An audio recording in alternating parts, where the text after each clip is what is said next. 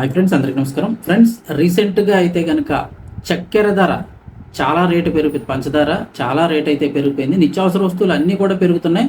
ఇక ఇందులో పంచదార ఇప్పటి వరకు ఏమీ ధర పెరగలేదు. అలాంటిది రీసెంట్గా పంచదార దొరకని పరిస్థితి, అలాగే రేటు కూడా భారీగా పెరిగిపోయింది. నార్మల్గా 40 నుంచి 45 రూపాయల మధ్యలో ఉండేటువంటి పంచదార ఇప్పుడు 70 నుంచి 75 రూపాయల వరకు వెళ్ళిపోయింది. అంతేకాదు ఎక్కడ స్టాక్ కూడా పెట్టకూడదని కేంద్ర ప్రభుత్వం ఆదేశాలు జారీ చేసింది. ఎవరు కూడా భారీగా కొని స్టాక్ పెట్టకూడదు గోడౌన్స్లోని. ఇప్పుడు ఏంటంటే మరో రూల్ పెట్టారు. ఎక్కడైనా మీరు ఆన్లైన్లో ఆర్డర్ పెట్టుకోవాలన్నా మనిషికి 2 కేజీలు మించి అయితే కనుక ఆర్డర్ పెట్టడానికి కూడా లేదు. నార్మల్గా మనం రోజువారీ అవసరాల నిమిత్తం కేజీ 2 కేజీలు లేదా అర కేజీ ఏదైనా తెచ్చుకునే వాళ్ళు, ఒక సామాన్యులు మామూలు కుటుంబాలు అంటే ఒక 4 కేజీలు 3 కేజీలు తెచ్చుకుంటే నెల వచ్చేస్తూ ఉంటుంది. అలాంటి వారికి పెద్ద ఇబ్బంది ఉండదు. కానీ రోజు ఎక్కువ వాడేవారు, అలాగే కొన్ని షాపులు ఏమైనా ఉన్న వాళ్ళకి కొంచెం ఇబ్బంది అనే చెప్పొచ్చు. ఎందుకంటే మీరు కనుక ఇన్స్టా, స్విగ్గీ, జొమాటో ఇలాంటి ఎందులో ఉన్న ఆర్డర్ పెట్టినా కేవలం 2 కేజీలు మించి పెట్టడానికి లేదు. తర్వాత ఇంకో ఆర్డర్ పెట్టుకోవాల్సి ఉంటుంది. లేదు అంటే ఒక మనిషికి 2 కేజీలు. అలాగే రిలయన్స్, డీమార్ట్ ఇలాంటి షాపింగ్ మాల్స్లో కూడా మ్యాక్సిమం మనిషికి 2 కేజీలు మాత్రమే అమ్మమని అయితే ప్రస్తుతం ఆదేశాలు అయితే జారీ చేశారు. 2 కేజీల నుంచి 3 కేజీలకి మించి చక్కెరనైతే ఇంకెవరికి అమ్మరు.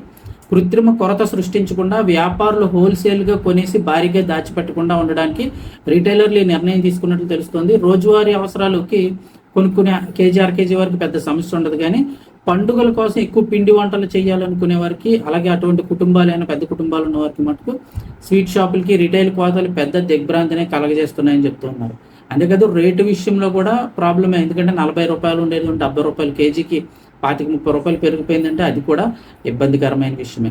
సో ఇదంతా పరిస్థితిని అదుపులోకి తెచ్చేందుకు కేంద్ర ప్రభుత్వం అయితే రంగంలోకి దిగింది. ఆల్మోస్ట్ ఒక 10 లక్షల టన్నుల రా షుగర్ను అయితే కనుక ఎటువంటి ట్యాక్స్లు లేకుండా దిగుమతి చేసుకునేందుకు కేంద్ర ప్రభుత్వం అనుమతించింది. అంటే గతంలో ఉన్నటువంటి నియమాలన్నీ సవరించి 10 లక్షల టన్నుల రా షుగర్ దిగుమతి చేసుకోవడానికి అయితే అనుమతులు ఇచ్చింది కేంద్ర ప్రభుత్వం. ఈ గడువు అయితే కనుక అక్టోబర్ 31 వరకు ఉండేది. ఇప్పుడు దాన్ని పొడిగించారు. ప్రస్తుత పరిస్థితుల దృష్ట్యా, అంటే చక్కెర లేని పరిస్థితుల దృష్ట్యా దాన్ని పొడిగించడం జరిగింది. సవరించారు ఆ డేట్ని అయితే కనుక.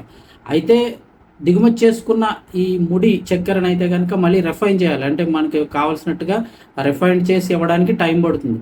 మరి ఈలోపు అదంతా చక్కెర దిగుమతి చేసుకున్న రిఫైన్ చేసి మళ్ళీ మార్కెట్లకు వచ్చి మన దాకా చేరుకోవాలంటే టైం పడుతుంది. ఈలోపు మళ్ళీ ఎక్కడ ఉన్న చక్కెర అయిపోతే బ్లాక్లో చేస్తారు అని చెప్పేసి ఇప్పుడు ఈ కొత్త రూల్ పెట్టారు. మనిషికి 2 కేజీలు మించి అమ్మకూడదు.